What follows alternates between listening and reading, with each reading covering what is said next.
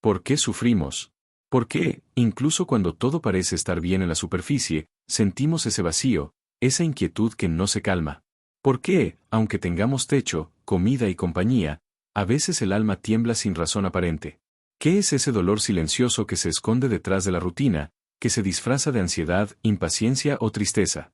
El sufrimiento humano no es un error, ni un castigo. No es un castigo divino ni una maldición personal. Es una parte esencial de nuestra experiencia. Desde el momento en que nacemos, nos vemos envueltos en la incertidumbre, en la pérdida, en el cambio constante. Todo lo que amamos, todo lo que creemos tener asegurado, tarde o temprano cambia, se transforma o desaparece. Y eso duele. Duele porque queremos que las cosas sean permanentes, predecibles, controlables. Pero la vida no es así. La vida es fluida, incierta, impermanente. Buda, hace más de 2500 años, observó esto con claridad. No desde el juicio, sino desde la compasión. No buscaba condenarnos por sufrir, sino ayudarnos a comprender por qué sufrimos y cómo podemos aliviar ese dolor. A partir de su profunda observación de la existencia, nació lo que hoy conocemos como las nobles verdades. Muchos han oído hablar de las 4 nobles verdades, pero en este viaje que compartiremos hoy, vamos más allá. Exploraremos 7 verdades esenciales que nacen de ese mismo corazón de sabiduría.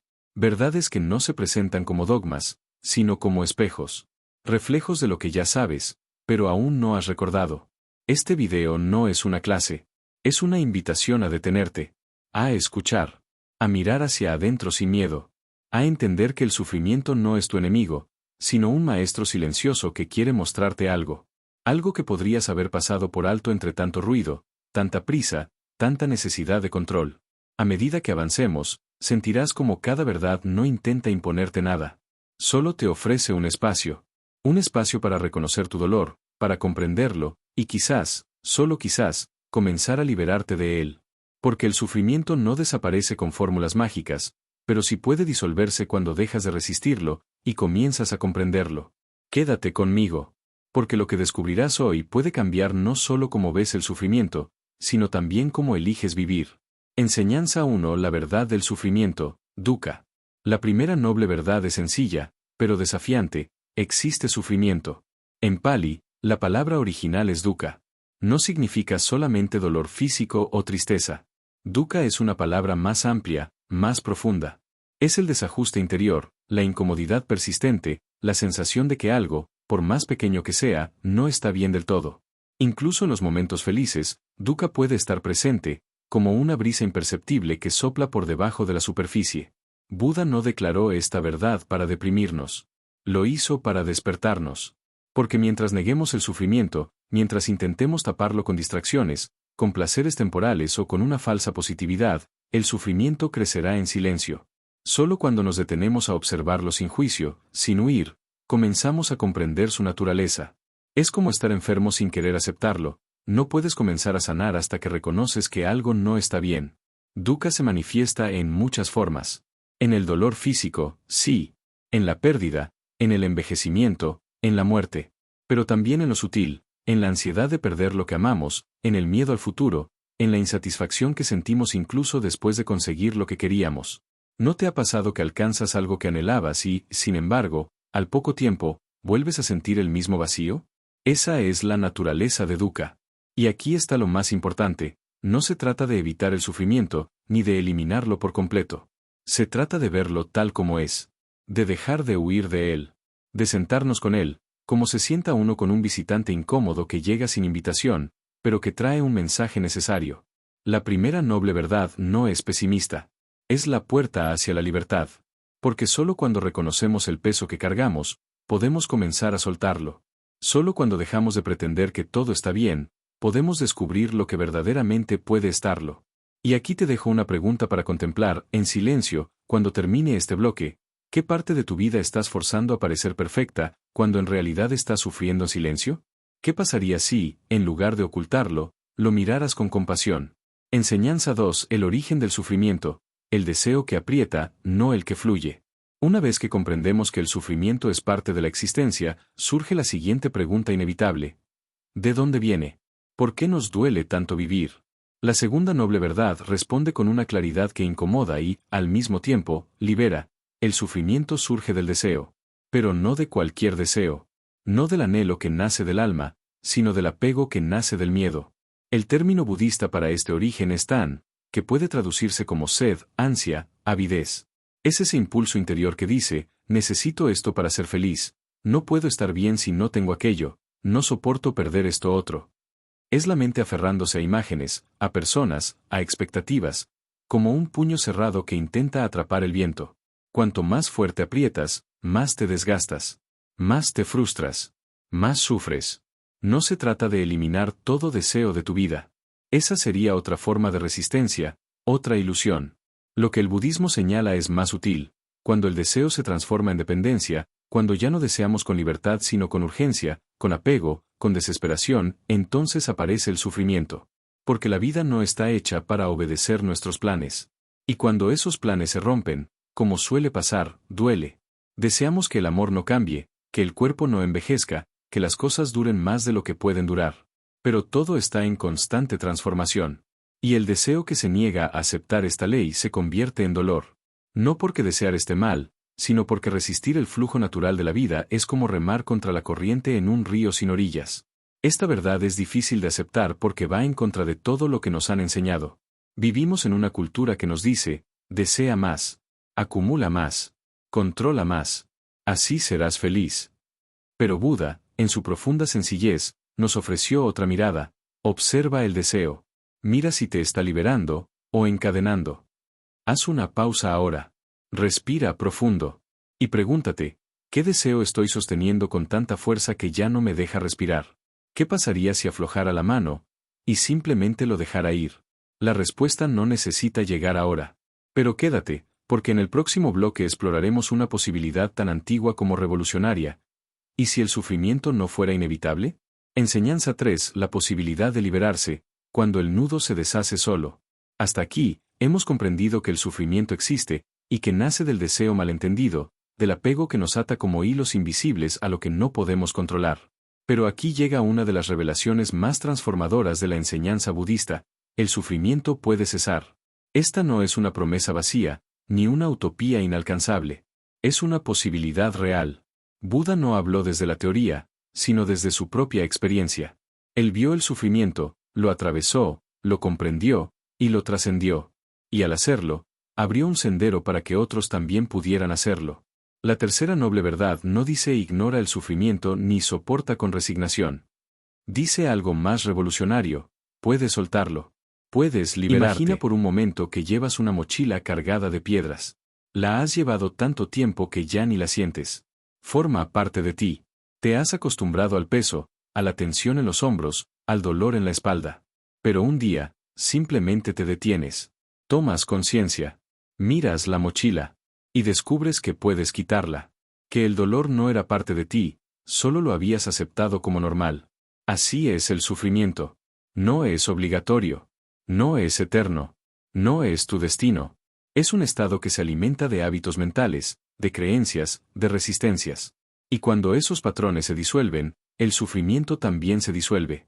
No porque huyas de la vida, sino porque aprendes a vivirla sin aferrarte a lo que cambia, sin temerle a lo que inevitablemente llegará. Esto no significa que dejarás de sentir tristeza, o que la vida será una línea recta de paz. Significa que dejarás de luchar contra lo que no puedes cambiar. Y ahí, en ese espacio nuevo, nace una libertad que no depende de las circunstancias. Una paz que no necesita condiciones. Quizás te preguntes, ¿es realmente posible para mí? ¿Puedo alcanzar esa serenidad? La respuesta no está en las palabras, sino en tu disposición a mirar dentro.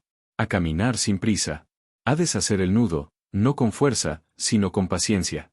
Y mientras dejamos que esta posibilidad repose en tu mente, en el siguiente bloque comenzaremos a recorrer el sendero que lleva hasta ella.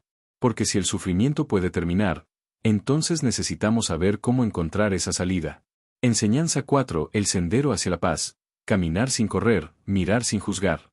Si el sufrimiento puede terminar, entonces debe existir un camino. Un puente invisible entre el dolor que nos agobia y la serenidad que tanto anhelamos. Esta es la cuarta noble verdad, la existencia del noble sendero octuple. No se trata de un ritual místico ni de un mandato rígido. Es, más bien, una guía silenciosa para vivir con claridad, compasión y equilibrio. Imagina un sendero cubierto de hojas secas, flanqueado por árboles que no apuran el paso. Es un camino que no exige correr, ni alcanzar la meta en un solo día. Cada paso es una oportunidad para despertar, para mirar de nuevo, para soltar lo innecesario. Este sendero tiene 8 ramas, como 8 raíces que sostienen la sabiduría: visión correcta, intención correcta, habla correcta, acción correcta, medio de vida correcto, esfuerzo correcto, atención plena y concentración. Pero más allá de su estructura, lo que este camino propone es una transformación interior. No una carrera para convertirnos en alguien distinto, sino un regreso paciente a lo que siempre estuvo allí, debajo del ruido. Al practicar este sendero, no evitamos el sufrimiento, lo comprendemos desde una nueva perspectiva. Aprendemos a observar nuestros pensamientos sin quedar atrapados en ellos. Aprendemos a hablar con más conciencia, a actuar con menos impulsos, a trabajar sin perder la paz. No es un escape del mundo, sino una manera más lúcida de habitarlo. El noble sendero no se impone. Te invita. Te recuerda que cada paso que das puede ser una práctica espiritual. Que cada momento cotidiano, lavar los platos, escuchar a alguien, respirar, puede convertirse en parte del camino si lo haces con presencia. Buda no pidió fe ciega, sino observación atenta. Él no prometió milagros, ofreció herramientas. Y ese es, quizás, el mayor acto de compasión, no darte una solución rápida, sino mostrarte cómo construir la tuya. La transformación no llega como un relámpago. Llega como una brisa que se cuela por las grietas cuando dejas de resistir. Llega cuando repites con humildad una misma práctica cada día, aunque no veas resultados inmediatos. Llega cuando dejas de querer ser sabio, y simplemente aprendes a estar. Y ahora que has vislumbrado este camino, te invito a quedarte conmigo en los próximos bloques, donde cada uno de estos 8 elementos tomará forma. Porque el sendero es largo, sí, pero está hecho de pasos suaves. Y hoy podrías dar el primero sin siquiera moverte de donde estás. Enseñanza 5. Ver con claridad, la visión correcta. Todo camino comienza con una dirección. Y en el sendero del despertar, esa dirección es la visión correcta. No se trata de ver con los ojos, sino con la conciencia. No es mirar el mundo tal como queremos que sea, sino tal como es. La visión correcta es ese instante de lucidez en el que, de pronto, comprendes que la raíz de tu sufrimiento no está afuera, sino en cómo lo interpretas todo. Cuando hablamos de visión correcta, no hablamos de dogmas ni de creencias impuestas. Hablamos de una mirada honesta y compasiva sobre la realidad. Ver que todo cambia. Que todo es interdependiente. Que nada de lo que posees, ni siquiera tu cuerpo, tu nombre o tus pensamientos, te pertenece del todo. Es comprender que la impermanencia no es una amenaza, sino una puerta abierta a la libertad. Pero ver con claridad duele al principio. Porque implica soltar ilusiones. Ilusiones como, cuando tenga esto, seré feliz, si controlo aquello, estaré en paz, si nada cambia, todo estará bien. La visión correcta rompe estos espejismos y nos deja frente a la verdad desnuda. Una verdad que, aunque incómoda, tiene el poder de liberarnos. Ver la verdad no significa caer en el cinismo o en la indiferencia. Significa dejar de vivir dormidos. Significa notar cómo reaccionamos ante el dolor. Cómo buscamos culpables fuera. Cómo nos resistimos al cambio y, sin saberlo, alimentamos nuestro propio sufrimiento. Y cuando vemos eso, de verdad lo vemos, algo comienza a transformarse sin esfuerzo. Como una cortina que se descorre lentamente y deja entrar la luz. La visión correcta también implica ver a los demás con compasión. Entender que todos están lidiando con sus propios deseos, miedos, pérdidas. Que nadie actúa desde el vacío, sino desde sus heridas. Esta mirada no juzga, comprende. No condena, abraza. Y esa comprensión no necesita palabras, solo presencia. Aquí, en este instante, puedes detenerte. Puedes mirar tu vida con nuevos ojos. Pregúntate, ¿qué historias he creído sin cuestionar? ¿Qué parte de mi sufrimiento nace de una interpretación, no de un hecho? Respira. Deja que estas preguntas se asienten como semillas. Porque en el próximo bloque hablaremos de la intención correcta. Porque ver con claridad no basta si seguimos caminando en la dirección equivocada. Enseñanza 6. La intención correcta. El silencio antes del movimiento. Después de ver con claridad, viene el momento de decidir desde dónde caminar.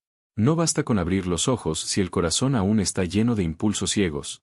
La intención correcta es ese instante interior, sutil pero decisivo, en el que decides si avanzarás desde la compasión o desde el ego, desde el deseo de liberar o desde la necesidad de controlar. La intención es como el viento invisible que mueve la vela. Nadie la ve, pero define hacia dónde navegas. ¿Cuántas veces haces cosas por miedo a no ser suficiente? ¿O por orgullo, esperando reconocimiento? ¿Y cuántas veces actúas con verdadera bondad, sin esperar nada a cambio? Aquí es donde comienza la transformación. El budismo nos habla de 3 tipos de intención correcta: la renuncia, la no aversión y la no crueldad.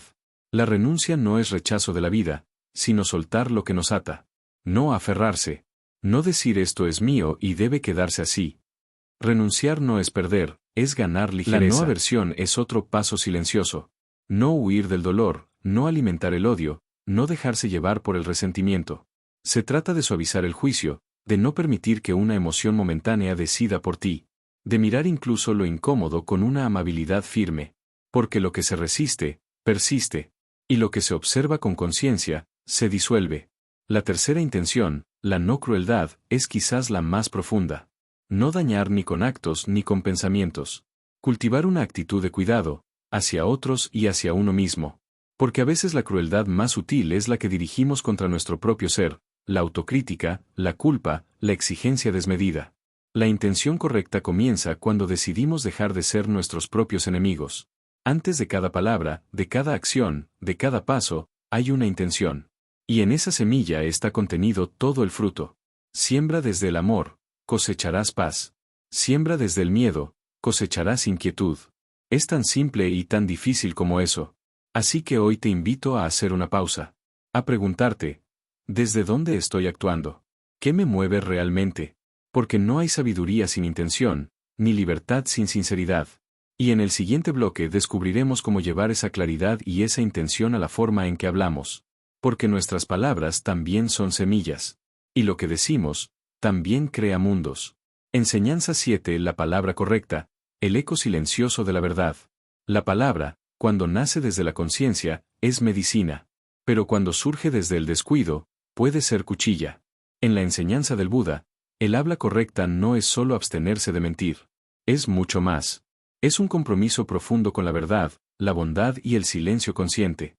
Es reconocer que cada palabra que decimos tiene el poder de sanar o herir, de unir o separar, de calmar o agitar.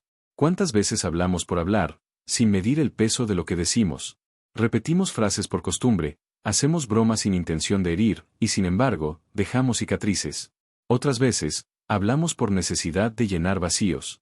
Pero en realidad, el silencio no es el enemigo. Es el espacio donde germina la verdadera palabra. El habla correcta implica 4 cualidades esenciales: decir la verdad, hablar con bondad, hacerlo de manera útil y en el momento oportuno.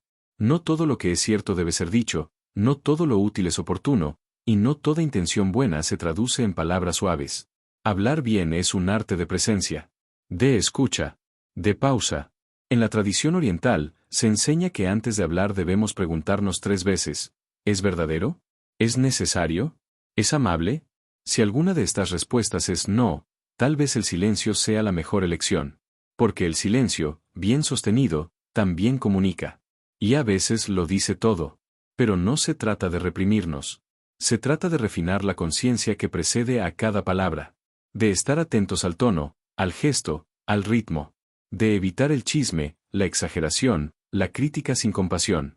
De comprender que el lenguaje es un puente, no una muralla. Y que quien habla con claridad y compasión no necesita alzar la voz para ser escuchado. Tampoco debemos olvidar que la palabra interna, esa que usamos con nosotros mismos, puede ser la más dañina o la más curativa. ¿Cómo te hablas cuando fallas? ¿Qué palabras usas para describirte cuando nadie te ve? La práctica de la palabra correcta empieza ahí, en ese susurro privado. Porque si no puedes hablarte con compasión, difícilmente lo harás con otros. Entonces, la próxima vez que estés a punto de hablar, respira. Haz una pausa. Pregúntate, ¿esta palabra construye o destruye? ¿Alivia o tensa? ¿Es fiel a la verdad o al ego? Y mientras esas preguntas reposan en ti, en el próximo bloque exploraremos cómo llevar esa misma conciencia a nuestras acciones. Porque no basta con hablar desde el corazón. También debemos vivir desde él. Enseñanza 8. Acción correcta. Caminar en armonía con la vida. La acción es el lenguaje del cuerpo, así como la palabra es el lenguaje de la mente. Y en el sendero del despertar, no basta con pensar bien o hablar con cuidado, también hay que actuar desde la integridad. La acción correcta no es otra cosa que vivir en coherencia con aquello que hemos comprendido. Es permitir que nuestras manos y nuestros pies expresen la compasión que se ha despertado dentro.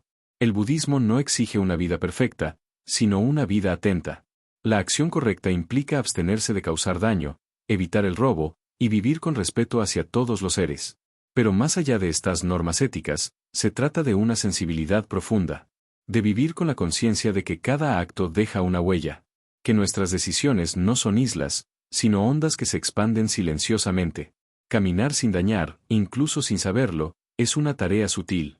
A veces dañamos no por maldad, sino por descuido, por prisa, por ignorancia.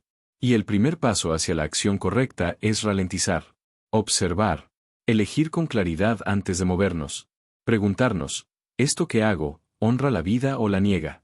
No se trata de hacer grandes hazañas morales. A veces, la acción correcta se manifiesta en gestos diminutos, una mirada compasiva, una ayuda desinteresada, el simple hecho de no responder al insulto con otro insulto. Es en lo cotidiano donde se cultiva la grandeza del alma. También es importante hablar de la relación con uno mismo. La acción correcta no excluye el cuidado personal. No es sacrificio ciego ni sumisión. Es vivir con respeto hacia tu propio cuerpo, tu energía, tu tiempo. Es saber cuándo decir sí y cuándo decir no. Cuándo actuar y cuándo detenerse. Porque muchas veces, la acción más sabia es la no acción. Actuar correctamente no significa no equivocarse nunca. Significa observar los errores con humildad y voluntad de rectificar. Significa caminar con los ojos del corazón abiertos. Aceptar que cada día es una oportunidad para afinar la armonía entre lo que sentimos, lo que decimos y lo que hacemos. Y si alguna vez dudas sobre qué hacer, vuelve a la base, ¿esto que hago nace del miedo o del amor? ¿Aumenta el sufrimiento o lo disuelve? En el siguiente bloque, descubriremos que no solo nuestras acciones externas tienen impacto. También lo tiene la forma en que nos ganamos la vida. Porque el modo en que obtenemos lo que necesitamos puede ser una extensión de la compasión, o una fuente oculta de dolor. Enseñanza 9. El sustento correcto, ganarse la vida sin perder el alma. En un mundo que gira alrededor del trabajo, donde el éxito se mide en cifras y la productividad se celebra más que la paz interior, detenernos a reflexionar sobre cómo nos ganamos la vida puede parecer incómodo, pero es profundamente necesario. El budismo nos invita a mirar más allá del salario, más allá del puesto, más allá del reconocimiento. Nos pregunta, ¿tu trabajo alimenta tu alma o solo llena tu plato? El sustento correcto no es una fórmula económica, ni una imposición moralista. Es una pregunta silenciosa que se cuela entre cada jornada laboral. ¿Mi trabajo alivia el sufrimiento o lo multiplica? ¿Sirvo a la vida o me he desconectado de ella para sobrevivir?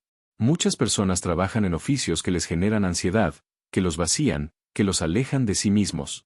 Y aunque no siempre se puede cambiar de ocupación de inmediato, sí se puede cambiar la manera en que nos relacionamos con lo que hacemos. El sustento correcto empieza en la intención, no en la etiqueta. Hay médicos que curan el cuerpo pero descuidan el alma. Y hay campesinos, mecánicos o panaderos que, sin saberlo, hacen de su trabajo un acto sagrado. El Buda enseñó que debemos evitar profesiones que causen daño, comercio de armas, tráfico de seres vivos, venta de intoxicantes o de sustancias que nublan la mente. Pero el principio va más allá. Tiene que ver con no convertirnos en cómplices del sufrimiento ajeno solo por comodidad o ambición. No prestarnos al engaño, a la explotación, al abuso sutil o evidente que muchas veces se esconde tras una nómina. Y también tiene que ver con nosotros mismos. Con no convertirnos en esclavos de una vida que no elegimos. Con no hipotecar nuestros sueños por miedo a la escasez. El sustento correcto es también la valentía de preguntarte, ¿estoy viviendo como deseo o como temen que viva? ¿Estoy construyendo mi vida, o solo evitando el caos? A veces, el trabajo que el mundo te pide no es el trabajo que tu alma necesita. Y ahí nace el conflicto. Pero no se trata de renunciar de inmediato ni de rebelarse sin dirección. Se trata de volver a ti, poco a poco, y encontrar formas de alinear lo que haces con lo que eres. Tal vez puedas cambiar tu empleo. Tal vez no. Pero sí puedes cambiar tu enfoque. Puedes poner presencia en cada tarea. Puedes dignificar cada paso si lo haces con conciencia. El sustento correcto no es solo qué haces. Es cómo lo haces, por qué lo haces y con quién te conviertes al hacerlo. Y si eso resuena contigo, si alguna parte de ti se ha sentido atrapada en una rutina que apaga tu luz, quédate conmigo, porque en el siguiente bloque hablaremos de un aspecto esencial para ese despertar, el esfuerzo correcto. Porque cultivar una vida consciente no es algo que ocurre por sí solo. Se necesita voluntad, intención, y una energía que sepa fluir sin quemarse. Enseñanza 10. Esfuerzo correcto, la energía que no agota, la fuerza que libera. En nuestra cultura, el esfuerzo suele asociarse con lucha, con desgaste, con sacrificio extremo. Se nos enseña que cuanto más duro trabajes, más vales, que cuanto más te exijas, más mereces. Pero en la sabiduría oriental, el esfuerzo correcto no es una carrera ni una carga. Es un río que fluye sin violencia. Una energía que nace del equilibrio y no del ego. El esfuerzo correcto no consiste en hacer más. Consiste en hacer con intención, con presencia, con amor. Es la fuerza que empuja suavemente hacia la claridad, sin agitar el agua del espíritu. Es la disciplina que no reprime, sino que libera. La constancia que no cansa, porque no nace del miedo ni de la ambición, sino del deseo sincero de vivir en armonía con uno mismo. El Buda hablaba de 4 tipos de esfuerzos correctos. Primero, evitar que surjan estados mentales dañinos. Segundo, abandonar los que ya han surgido. Tercero, cultivar los estados beneficiosos que aún no se han manifestado. Y cuarto, fortalecer los que ya están presentes. Esta enseñanza no es un código rígido. Es una invitación a cultivar tu jardín interior con paciencia y atención. El esfuerzo correcto no se mide en horas, ni en logros visibles. Se mide en cómo te transformas mientras avanzas. Te acercas a la paz o a la tensión, a la compasión o al juicio, a la sabiduría o a la repetición inconsciente. No es esfuerzo correcto aquel que te lleva a la extenuación, a la culpa o al desprecio por ti mismo. No es correcto el esfuerzo que se hace desde el deber ser impuesto, sin conexión con tu centro. El verdadero esfuerzo no te desconecta, te alinea. No te impone, te recuerda. No te esclaviza, te libera. Piensa en un bambú creciendo. No se apresura, pero tampoco se detiene. No empuja el suelo con rabia, pero avanza cada día con firmeza. Así debe ser nuestro esfuerzo, constante, pero suave, firme, pero flexible, comprometido, pero libre. Y cuando la mente se nuble y parezca más fácil rendirse, vuelve al motivo por el cual comenzaste este camino. No por perfección, no por aprobación, sino por paz. Ese es tu norte. Esa es la dirección. En el próximo bloque, hablaremos de una de las herramientas más poderosas para sostener ese esfuerzo sin agotarte, la atención correcta. Porque el esfuerzo sin conciencia se vuelve rutina, pero el esfuerzo con atención se convierte en camino. Al llegar al final de este recorrido, puede que no tengamos todas las respuestas, pero sí una dirección más clara. El sufrimiento, ese compañero silencioso que a veces se instala sin aviso, ya no es solo un castigo o una condena. Es también un maestro. Uno exigente, sí, pero profundamente compasivo. Un maestro que nos muestra dónde hemos cerrado los ojos, donde nos hemos desconectado, donde seguimos aferrándonos a lo que ya se ha ido. Las 7 nobles verdades no son un dogma.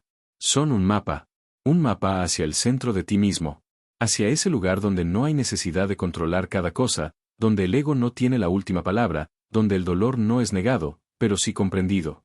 Un lugar donde no se busca huir del sufrimiento, sino mirarlo con calma, y aprender de él.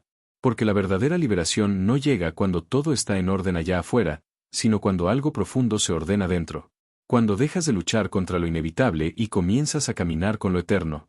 Cuando entiendes que el camino no es lineal, ni rápido, ni siempre cómodo, pero que vale cada paso, cada silencio, cada caída. Respira. Observa. Y recuerda, cada momento de conciencia es una pequeña victoria. Cada vez que eliges responder en lugar de reaccionar, estás rompiendo el ciclo del sufrimiento. Cada acto de atención, de compasión, de calma, es una semilla. Una semilla que puede florecer incluso en los suelos más áridos. No necesitas correr, ni probar nada, ni llegar antes que nadie. Solo necesitas regresar. A tu respiración. A tu cuerpo. A tu ahora. Porque allí, en lo más simple, en lo más sutil, comienza la transformación. Y si este video ha tocado algo dentro de ti, si alguna palabra sembró una inquietud o encendió una chispa, te invito a quedarte. Este canal existe para que caminemos juntos. Para compartir enseñanzas que no solo informen, sino que despierten. Suscríbete, si sientes que este es tu espacio. Y comparte este mensaje con quien sientas que lo necesita. Porque el sufrimiento compartido se aligera, y la sabiduría compartida se expande. Gracias por estar aquí. Que cada día sea un paso más hacia la libertad interior. Y que la paz que buscas, comience a brotar desde ti.